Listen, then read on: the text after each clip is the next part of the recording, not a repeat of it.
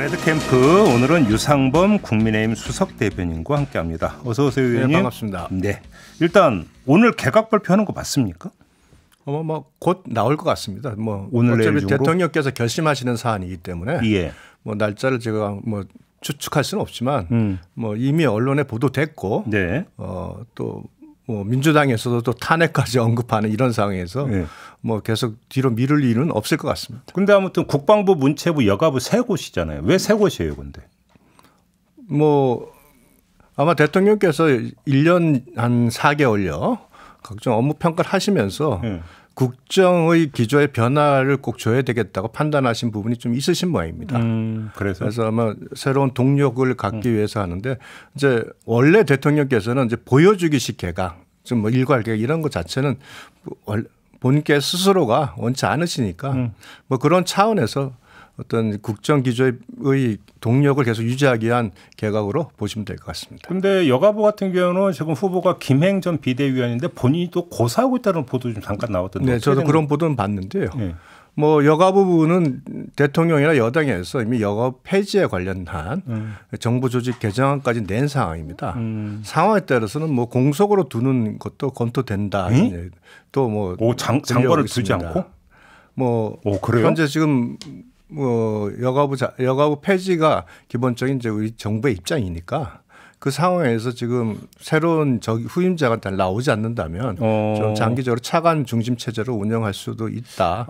이런 얘기도 들리긴 하는데 이거야 계속 정치권에서 나오는 얘기이기 때문에. 그러면 경우에 따라서는 3개 부처가 아니라 2개 부처 장관만 나올 수도 있나? 그럴 가능성도 있어 보입니다. 아, 그래요? 네. 자, 그럼 지금부터는 국방부에 초점을 맞춰갖고 조금 전에 박주민 의원하고 저희가 인터뷰했거든요. 네.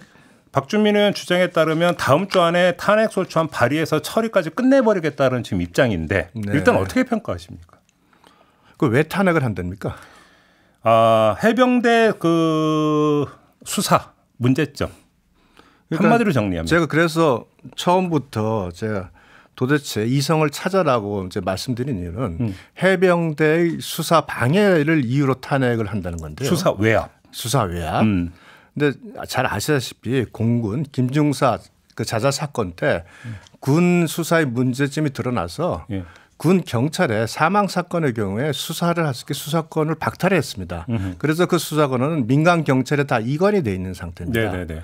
그럼 해병대 수사단장이 했던 우리가 소위 수사라는 건 수사가 아닌 거죠. 그래서 그러니까 군과 경찰 간의 그러니까 수사권은 경찰에 넘어갔지만 군과의 협력 관계에서 기초적인 조사를 해병대에서 진행한 겁니다. 기초적 사실관계에 대한 조사를 진행하고 그 조사한 내용을 참고 자료로 경찰에 이첩하는 겁니다. 즉 조사 자료의 이첩이죠. 수사가 아니라 조사입니다. 이거는. 왜냐하면 수사권은 전혀 없거든요. 그럼 조사 외압은 성립이 됩니까 안 됩니까? 이제 조사 외압은 이게 지금 조사를 한 것을 누구는 조사하고 누구는 조사하지 말라고 한 것이 아닙니다. 이첩이죠, 이첩. 그러니까 그렇죠. 이첩을 하는데 이첩 명단에 누구는 넣어라 빼라 이 얘기였잖아요. 아니죠. 이첩을 보류한 거죠. 그날 박 단장이 주장한 것은 장관의 이첩 보류 지시죠. 그러니까 그게 원인이 여기에 있기 때문에. 그렇습니다. 거기서 말하는 건 이 이첩 보류 지시하는 이유는 사실관계에 대한 조사 여부를 말한 게 아니라 거기에 대한 법률 판단에 대해서 당부에 대한 검토가 필요하다는 입장에서 이첩 보류 지시를 한 겁니다. 그건 당연히 할 수 있는 거죠. 그게 어떻게 외압입니까? 그래요. 자, 그러면 여기서 옳고 그름은 그다음에 진실이 무엇인지를 어차피 이 자리에서 못 가려질 것 같으니까 아까 이제 박주민 의원 주장까지 해서 이제 저희는 보여드리고 판단을 우리 애청자들께 맡기도록 그렇습니다. 하고 현실적인 문제를 여쭤보겠는데 민주당이 실제로 탄핵소추안을 발의해서 처리를 해버려서 헌재로 넘어가 버리면 후임 국방장관 지명이 어떻게 되는 겁니까? 문제가? 그때는 성립이 안 된다라고 해임이 불가능하다는 것이 국회법상 규정입니다. 그러니까 후임도 지명을 할 수가 없고 올 수도 되는 거죠. 6개월간 안보 공백이 발생하는 거죠. 그렇게 되는 거죠. 네, 그렇습니다. 결국. 그거는 그러니까 해석의 여지가 없는 거죠. 네, 현재 그렇게 되어 있습니다. 그렇게 되는 거고. 그럼 아무튼 지금 제 의원님의 말씀은 탄핵소추의 사유가 되지 못한다라는 거잖아요. 이건 지금 말씀은. 네, 그렇습니다. 그래요. 이른바 지금 그 과정에서 나왔던 이른바 VIP 경로선은 어떻게 보세요? 그 진실은. 글쎄 저는 전혀 근거 없는 일종의 음모론적 그 시각이라고 봅니다. 과정 속 그러니까 그 업무가 진행되는 과정이 누가 봐도 명백합니다. 즉 장관이 일단 서명을 했는데 보니까 장관도 법률적 부분에 대해서는 충분한 판단을 안 하고 제가 들은 얘기입니다. 정확히 보니까 그 법무관리관한테서 의견을 물어보니 이거 판단을 잘못한 것 같다는 입장이었습니다. 그래서 바로 보류 지시를 한 거거든요. 그러니까 거기서 무슨 대통령실이 나오고 할 사안은 별로 없다고 생각을 합니다. 대통령이 나서고 격노할 이유조차 없다. 예, 그러니까 스스로 장관 자체가 처음에 그 부분에 대해서 다소 본인이 이제 결재하고 이것에 대해서 다소 의구심 있는 상태에서 확인을 하고 확인해서 이거 일단은 이첩 보류를 하는 게 좋겠다. 그리고 본인이 이제 그때 해외 출장이 예정돼 있지 않습니까? 네네. 해외 출장 갔다 와서 다시 검토하자고 한 거죠. 아무튼 그런 그 민주당이 탄핵 소추안 발의해서 표결을 시도하면 당에서 어떻게 할지 지금 전략은 논의가 됐습니까? 그 부분에 관해서 뭐 경우의 수가 여러 가지가 있습니다. 예. 지금 탄핵 소추한 이유가 해임 요구를 하는데 대통령이 해임 요구를 하지 않고 장관을 교체한다. 그러니까 그렇게는 못 보겠다는 그런 사유로 지금 탄핵을 추진하는 거거든요. 그래서 그럼 장관의 이 탄핵도 결국 장관이 탄핵 소추 전에 사표를 제출해서 사의가 되면 그 사실은 탄핵의 요건 자체가 없어져 버리니까 의미가 없어지는 거죠. 잠깐만요. 그러면 그 후임 장관 지명자가 청문회 거쳐서 네네. 임명장을 받기 전이라도 장관 사표는 먼저 수리가 될 수 있다 이런 말씀이신 거예요?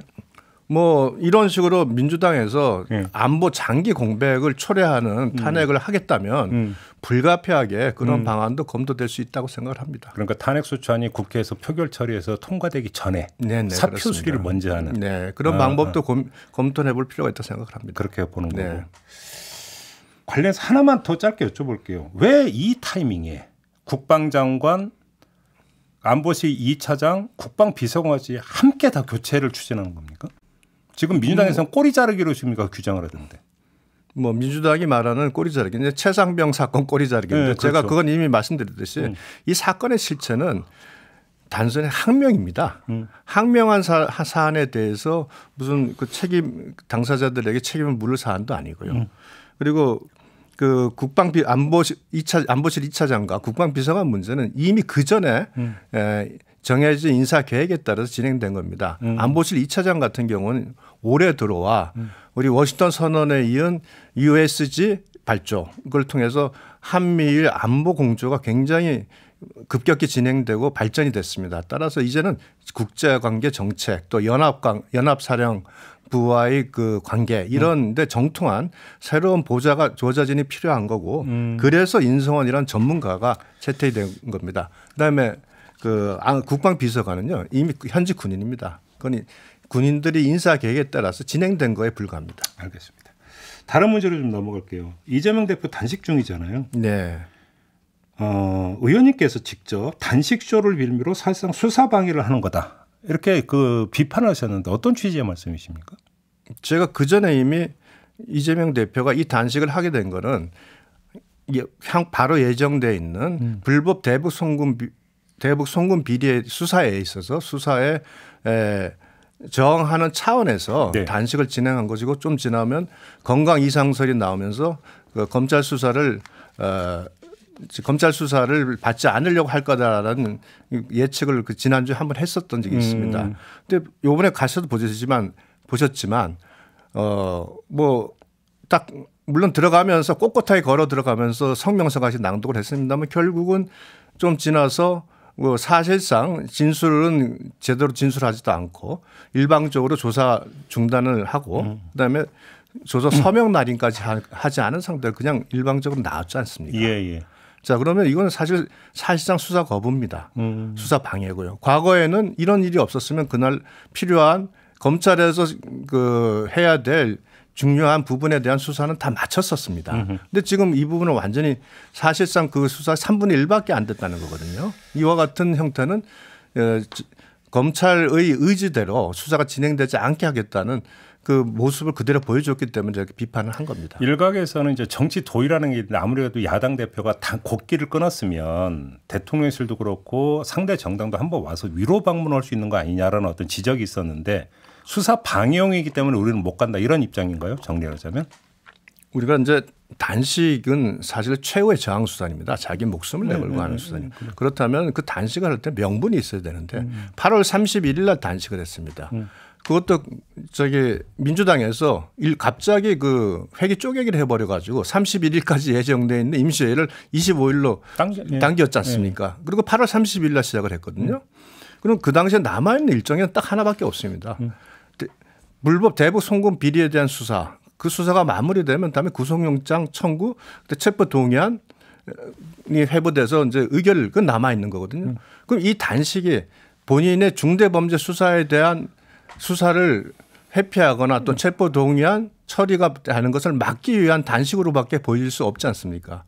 그럼 이런 단식을 하는 상황에서 저희들이 그 어떤 정치적인 다른 이유도 보이지 않는 상황. 가서 말리면 되잖아요. 말리면 그러면 하지 말라고 말리면 되잖아요.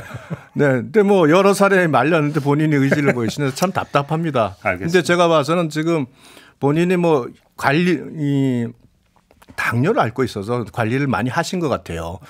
그래도 어제부터는 조금 건강이 안 좋아지는데 제 생각에는 그 이제는 명분을 따질 일이 아니라 건강을 위해서라도 건강 좀 챙겨야죠. 네. 건강을 잃으면 다 잃는 겁니다. 그러니까요. 네. 아이고 시간이 많이 흘렀네요. 아무튼 근데 짧게 요거 마지막으로 이게 이제 이른바 쌍방울 대북 송금 의혹 사건이잖아요. 네네. 그런데 아까 박주민 의원은 검찰이 물증을 하나도 확보는 못하고 결국은 진술에만 의존하고 있는 거 아니냐 이렇게 그러니까 수사를 평가를 했거든요. 어떤 말씀 주시겠습니까?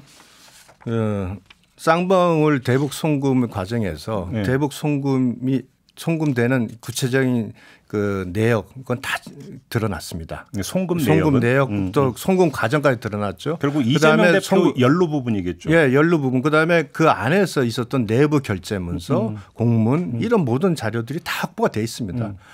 박주민 의원도 변호사 생활을 오래 해서 그 이와 같이 중대한 사건을 단지 진술만으로 수사한다고 생각하지는 않을 겁니다. 그래요? 예, 민주당 입장에서 말씀하신 것 같고요. 이런 수사가 진행되는데 제가 봐서는 객관적인 물증, 그 인증, 진술, 인증은 진술이죠. 이런 것들이 아마 검찰 입장에서는 충분히 혐의 입증을 자신할 정도로 확보돼 있다. 저는 이렇게 판단합니다. 그렇게 보세요. 네. 그러면 뭐 이화영 전 부지사의 진술에 그렇게 그러니까 이게 최대 관심사가 될 이유도 별로 없잖아요. 그러면. 그건 이화영 부지사의 진술은 굉장히 중요한 진술이기 때문에 그렇습니다. 즉 이화영 부지사가 이제 모든 걸 직접적으로 핸들링을 했는데 나서서 그러나 이재명 지사와의 관계는 이화영 부지사의 진술에 의해서 연결되는 부분이 있습니다. 그러다 보니까 이화영 부지사의 진술이 이제 중요한 부분인데 그러나 그것만으로 무슨 이 혐의를 입증하는 건 아닙니다. 알겠습니다. 그 진술에 따른 여러 가지 정황 서증들 그다음에 내부 공문들 이런 것들이 다 증거가 되죠. 쉽게 말하면 이제 검찰이 히든 카드는 쥐고 있다 이렇게 보시는 겁니까? 저는 충분히 그 증거 관계에 의하면 입증할 수 있는 정도는 확보했다고 봅니다. 알겠습니다. 의원님 법사위원이시고 하니까 이거 좀 이균용 대법원장 후보자 있잖아요. 네.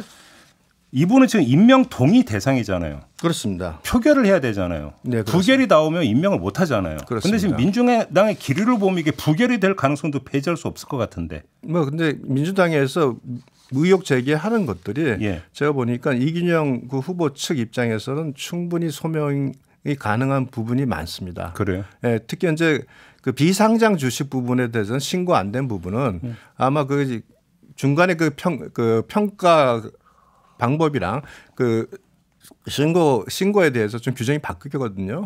그 정도 가지고 지금 대법원장의 자격이 없다고 주장한다는 것은 제가 봐서는 상당히 무리다 이렇게 생각합니다. 저번에 제가 이 질문도 한번 드렸던 기억이 나는데 강서구청장 있잖아요. 네. 왜 또 어떤 말씀하시나요? 아무튼 경선하기로 했잖아요. 네, 경선하기로 했죠. 근데 그 당 안팎의 다수의 시선은 윤석열 대통령이 사면을 해준 것 자체가 공천주라는 시그널 아니냐. 일단 이런 식으로 간주를 하던데 어떤 말씀 주시겠습니까? 그 부분에 대해서 저희는 그런 뭐 오해의 그 시각도 있기 때문에 이번에 철저하게 그래서 경선을 택한 겁니다. 그래요? 네. 그리고 뭐 제가 방금 아시라 그런 건 제가 어이구 했던 그게 또 이 뉴스가 많이 됐더라고요. 그래서 근데 네. 이 부분은 처음부터 저희는 뭐 김태우 전 구청장을 염두에 두지 않고 원칙대로 경선에 의해서 당원 당규에 따라 진행하겠다는 게 일단 결정하고 나서는 그렇게 입장을 정했습니다. 근본적인 문제는 귀책 사유가 국민의힘에 있는데 다시 공천을 할 수 있는 것이냐 문제가 있잖아요. 저희가 이제 그 규정을 보시면은 선거법 위반 또는 어떤 성범죄 위반 등 사회적 비위에 책임이 있는 경우에는 이제 그걸로 공천하지 않을 수 있다라고 규정을 하고 가능한 공천은 안 합니다만 네. 김태우 그 전 구청장 사건의 경우에는 좀 다소 평가가 많이 다릅니다. 지난번에 다 말씀을 드렸지만. 알겠습니다. 네. 이 방송 관련 질문을 드렸는데 어찌 보면 MBC하고도 걸쳐 있기 때문에 최대한 절제해서 짧게 객관적으로만 좀 질문을 드려보도록 하겠는데요. 일단 김기현 대표의 발언 있잖아요. 뭐 사형감이라든지 1급 살인죄 이야기하고 또 그래서 그 장재원 의원은 또 뉴스 봤던 이제 그 폐간을 이야기하고 좀 발언이 정치적 레토릭이라는 게 물론 인정이 된다 손치더라도 너무 센 거 아니냐 이런 지적이 있는 것 같은데 어떤 말씀 주시겠습니까? 이제 발언이 굉장히 세시긴 한데요. 네. 그걸 한번 생각해 보십시오. 2월 25일 날 그 당시에 이재명 대표가 대선 토론에 나와서 조호영한테 커피 타줬습니까? 뭐 이런 질문을 한 게 있습니다. 그때 대장동 게이트의 몸통이 누구냐는 여론조사가 2월 25일에서 27일 있었는데 윤석열 대통령이라는 게 37.9%가 나왔습니다. 이게 뭐냐면요. 그 허위 뉴스, 가짜 뉴스로 인해서 국민들에게 엄청나게 많은 오해를 초래한 겁니다. 표가 엄청 깎였다고 보시는 겁니까? 충분히 그렇죠. 37.9%면 엄청난 겁니다. 명백한 사안에 대해서. 이준석 전 대표는 미미하다고 평가하던데. 평가는 각자가 다르니까요. 다만 아니 그건 굉장히 중요한 수치입니다. 이재명 대표가 47점 몇 프로고 지금 이런 정도로 대선 이런 허위 가짜 뉴스가 결국은 선거판에 큰 영향을 미친다면 이건 그 민주주의 선거제도의 본질을 해치는 겁니다. 아무튼 사형에 처하지는 않을 거죠. 예, 그건 뭐 레토릭이라 생각하시고 그만큼 이 사안이 우리 민주주의 선거제도, 민주주의의 커다란 암적인 존재라는 것을 명확히 드러내는 차원에서 말씀하신 거라고 생각하시면 될 것 같습니다. 알겠습니다. 이렇게 마무리하죠, 의원님. 고맙습니다. 고맙습니다. 네, 유상범 국민의힘 수석대변인과 함께했습니다.